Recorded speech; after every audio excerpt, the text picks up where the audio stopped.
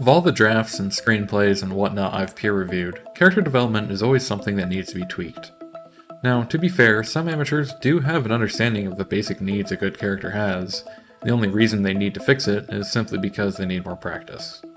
But for others, their character development is hindered by various misunderstandings of what makes a character a character. My intention today is to make an easy-to-follow video to aid you in making your characters, whether they are for short stories, books, or games. Alternatively, this video is something to watch while you eat. That's fine too. Alright, think of your character right now. If you're watching this, you're interested in storytelling, and I know you have something like a character rattling around in your head. Put it at the front of your thoughts. In all likelihood, that isn't a character per se as much as it is an archetype, or rather an example of one. Now, maybe it is a developed character, but if you're new to developing characters, that figure is more than likely exemplifying an archetype. What is the difference? Well, archetypes are the genres of characters, so to speak. The shy, book-smart guy, the mysterious stranger in the corner, the regretful widow. There are countless of them. Now, when a character begins development, they will spawn from one of those. If you think the figure in your head doesn't fit in one, then, well, welcome, you must be new. But that's not at all a bad thing. A character is greater than the archetype that spawns it. The development to do so is what we are talking about today. Developing a character does not mean making a highly detailed list of physical traits the character has, and it also doesn't mean making an art reference sheet. Those are useful tools, and I do recommend making at least one of them, but I also urge you to wait before doing so. Characters are always better when the creator focuses on what makes the character a person first, and then decides what they look like after. Then the physical attributes tie into the personality, instead of the personality just being an explanation of the physical attributes. As such, the first thing to decide for your character is their own X but Y statement. Internal contradictions are often the cause of anxiety in real people, but they are what make characters interesting. A character who's a really good accountant and loves their work is boring if their home life is fine and their hobbies are related to their work. Is that realistic? Sure. But never confuse realistic with interesting. Now, a character who's a really good accountant and loves their work is interesting if they're also, say, a hyper-competent fighter and works with criminals while also helping some common people, like the movie The Accountant. Therein lies the X but Y that is needed in every character. It forms the backbone upon which you build the rest of the character. Arya is a vegetarian, but she raises beef cattle. James is a hitman, but he rescues dogs. Kelly is a pilot, but she never sleeps as long as she claims. Such contradictions make developing the rest of the character easier, and even helps establish what the plot should work its way towards. In addition to the main contradiction, your character absolutely needs flaws. Ideally, they're related to the main contradiction, but they don't necessarily have to be. Additionally, the flaws can't be things that are supposed to also make them more endearing. In other words, don't do something like, oh, my character is clumsy and it causes wacky and embarrassing scenarios. No. The flaw needs to be, my character is lonely and wants nothing more than social relationships, but he has such a fear of embarrassing himself that he never lets himself meet people. Or, my character is in a stable relationship and there is no evidence her longtime partner has any ill will, but she is unable to overcome her trust issues and ultimately ends the relationship from stressing out too much. Character flaws must always be a legitimate obstacle the character has to learn how to manage throughout the entire story. Now, don't get the X but Y thing confused with my next point. Next, I'm going to talk about a very similar one that Blake Snyder calls a limp and a peg leg, which relates to items outside of personality. Before I do so, I want you to notice that both the X and the Y above are active choices made by the characters. Avoid making the contradiction something outside of the character's control, like a physical or mental condition. That's where limp and a peg leg comes in.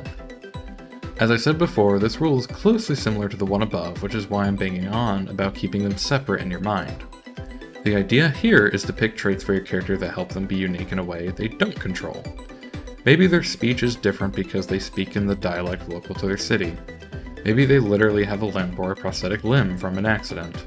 Maybe they have to manage their mental health. The point is, these are the traits determined by where the character is from, what they have experienced, or what they were born with. When you combine the traits with the contradiction, you have just enough character depth to move on to the next step, backstory. Like character archetypes, backstories come in the same list of flavors to choose from, and also like character archetypes, it's up to the writer to put a unique spin on it. I'm not saying your character can't be dark and mysterious because of tragedy when he was young, but I am saying that's been done 1,000 times, so it is in your best interest to find a way that makes your character stick out. What makes backstory so difficult is because a lot of people fall into two camps. They either don't do backstory, or backstory is everything they do. In other words, characters either don't have a past before the plot, or the entire plot is just uncovering the backstory. Ideally, you want to be in the middle. You want your backstory to be why the characters are in the plot, and the plot completes the backstory. A very useful tip one of my own fiction instructors told me years ago is to lean on the character's contradiction to shape the backstory. Not only does it help justify the contradiction, but it is usually enough to make the backstory unique. For example, if you do want a dark and mysterious character as a love interest in a romance, what if he has a good home life? The cliché is that he would have a bad home life. But what if he actually has a good home life, and the dark, mysterious persona is a coping mechanism for social fears? Everything I've talked about so far, from the contradiction to their other traits and their backstory, is aimed at making a character interesting. It's about making them a person. There's a paradox new writers tend to become trapped in. Naturally, you want your character to be relatable enough for a reader or viewer to understand to some extent. Yet the more generic you make your character, the less relatable they are. Even absurdly unique characters are more relatable than generic lumps because ultimately, we always relate to detail, not ambiguity. Specific detail is what we live, so that's what we recognize, even if the details are different than our own. It is now time to move on to the next step. If the character you're making is for a role-playing game like Dungeons & Dragons, well, you're pretty much done because your DM or the developers or whoever is making the story will be doing the rest for you. For everyone else, the party is only just getting started because we are about to talk about plot for a bit. Understandably, you may be confused. Ever since the time of Aristotle, academia has held that plot and character are two different things. Until recently. It's become clear in the last couple decades that plot and character are very much tied together, and talking about one without mentioning the other will always be incomplete. While this video is not focused on plot, I do need to talk about the parts of plot that are necessary to finish building a character. In much the same way, when I do a plot video, I'll have to talk about character again, with a focus on the parts that are necessary to finish a plot. Welcome to writing fiction. It's complicated.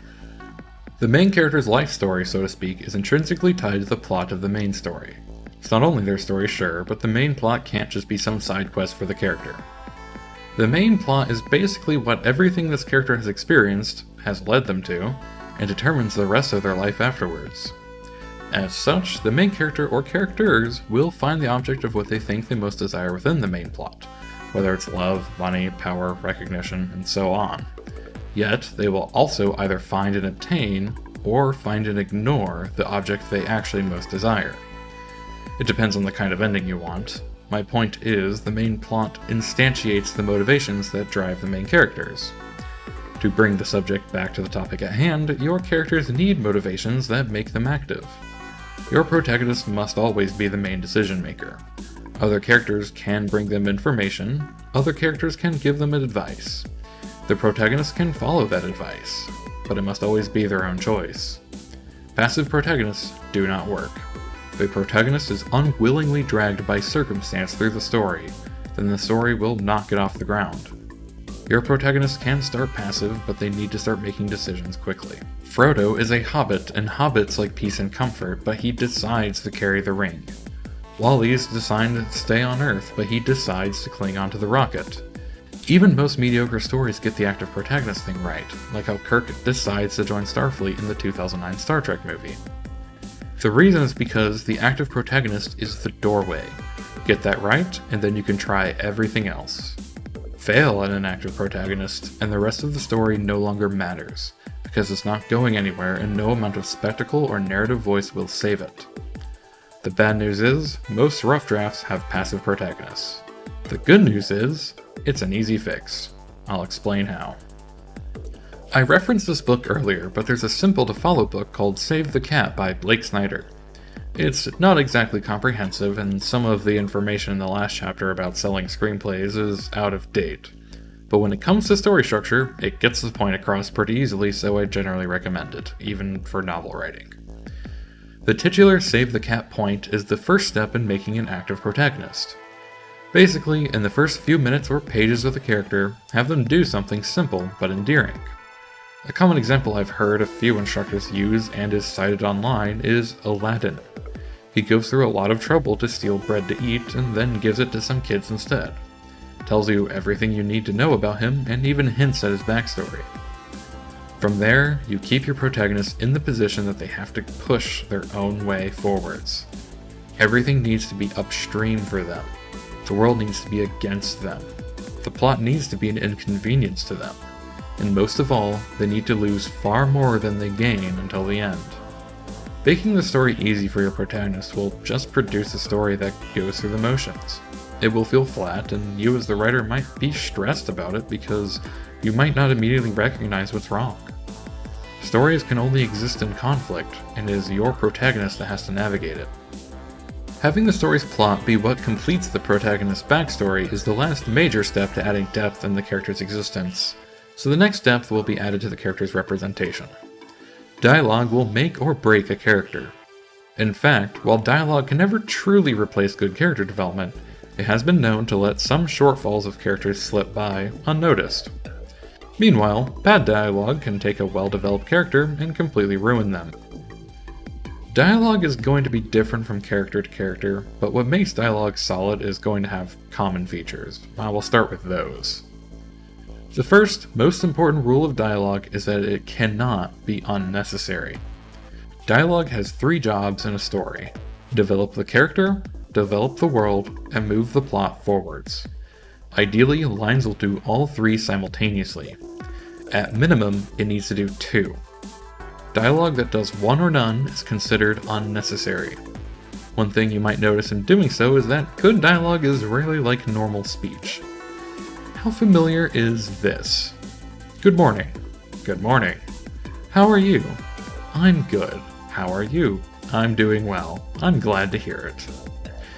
If you live in the United States, this is an almost daily occurrence. I'm sure other countries have their equivalents. It's the usual ritual of 2 people talking to each other, but crucially, no real information has been exchanged. Imagine if a stranger answered, "I'm not doing well. My cat was run over by a car this morning." It puts you in an awkward position because you would have to also leave the script and find an appropriate reaction on the spot. The thing is, meaningless words should never be used in fiction. I use the above example because the stranger answering truthfully is not conversational, but it makes for better dialogue than the normal script. Why? Think about how much you know about who that person is to be comfortable sharing like that to someone they don't know. Literal character development stuff. The lesson to take away is that "it's realistic" is never a good excuse for poor dialogue. The good news is, meaningless dialogue is easy for other people to spot, so the moment you're peer-reviewed, they'll have corrections ready for you to use. The next common issue seems to slip by a lot more these days: exposition. Exposition itself is actually necessary to telling any story. By some definitions, a story itself is exposition. It's only a problem when the exposition is obvious and it stilts the dialogue. In other words, don't make your characters lore lecturers. Naturally, the topic of exposition starts to go into the subject of plot again, as the best way to convey information about the world is to, well, show it happening. You know, don't tell me the antagonist is bad, just show me something they do that's bad. To keep this video in the realm of dialogue, in the context of good character development, I'm not going to go into exposition comprehensively. We are only going to talk about exposition as it appears in dialogue. In other words, what I'm about to talk about is how to properly handle exposition in dialogue, but generally you should handle the exposition in presentation if possible. Placing exposition in dialogue is usually described as hiding it. The idea is to exposit information without the reader or audience knowing that exposition is happening at all. The first way is in dialogue structure itself. Is your character in control of the moment? They can be loud, public, nothing to hide. Is your character being hunted? Quiet, short whispers, cautious about what information is shared. I'll put it like this. Imagine you wake up in a movie theater as a movie starts. You don't know what movie it is. You don't recognize the actors or cinematography, and it bears no resemblance to any trailer, poster, or review you're familiar with. If a character is commanding in tone, you already know where they are in the power hierarchy, and that's a lot more information than you might think. The next is in word choice. Educated characters will generally be more formal and use more specific vocabulary, whereas less educated characters might use simple words and sentences. Maybe your character's contradiction mixes that up. Maybe your character needs to put on a front, but make sure you never have unintentional contradictions in this area. The last piece of exposition dialogue that's worth mentioning is the personal story disguise. I generally advise to keep this at a minimum, as it is by far the thinnest disguise of them all. Readers and audiences will sniff it out a lot faster than you think. In other words, don't let this take up a whole page of a book, and don't let this take more than a minute or so of screen time. The way it works is, instead of a character saying, "We need to go to the island to find the book that has the information to let us end this famine," this would be the side character saying, "My dad died in the famine, but he always desired to find the book on the island to save us all. I feel like I need to do it in his honor." That's an intentionally bad example, but you get the point. It's about masking world information by wrapping it in personal information, which functions by taking a line of dialogue that previously did one of the 3 jobs and now makes it do 2 of the 3 jobs. Still, only use it in emergencies, and even then, that's usually a sign something else needs to be fixed in order to avoid resorting to it in the first place. We covered the basics of character and a bit of dialogue and exposition. I'd like to conduct a demonstration with one of the most studied and discussed fictional characters on the internet, Walter White from Breaking Bad. I do not like using checklists to make characters, but I think they are fine for checking them to make sure the bits are still there. I made a very brief one for Walter, just so you can visualize what I'm talking about. He's a high school chemistry teacher, but he cooks meth. He has a massive ego, which leads him to being too self-conscious to receive help and too prideful about stuff he credits to himself. The main additional trait he has is that he has cancer. All of this integrates into the plot because he starts cooking meth to pay for cancer treatment and provide for his family, but after he refused help. His dealings with the criminal underworld made him feel big and important, so instead of just making the meth and getting paid, he rose through the ranks and destroyed the entire operation in the process simply because he desired respect and fear from everyone. By the time he dies, he is aware that he did it for himself. That's probably the briefest character rundown of Walter White you've ever seen, but my point is to highlight the importance of designing characters to have enough parts to handle their own story effectively. Character development is not something that has no rules and everyone can get away with whatever they want. Sure, you can write whatever you want, but just know that deciding to ignore the mechanics of things like character development isn't going to help your creativity, but instead ruin it. While this video is by no means a comprehensive look at character development, I hope it is enough to get anyone who's new to writing in the most helpful headspace to strengthen characters. It is a lot more fun to design characters like this than it might sound anyway. Until next time, goodbye.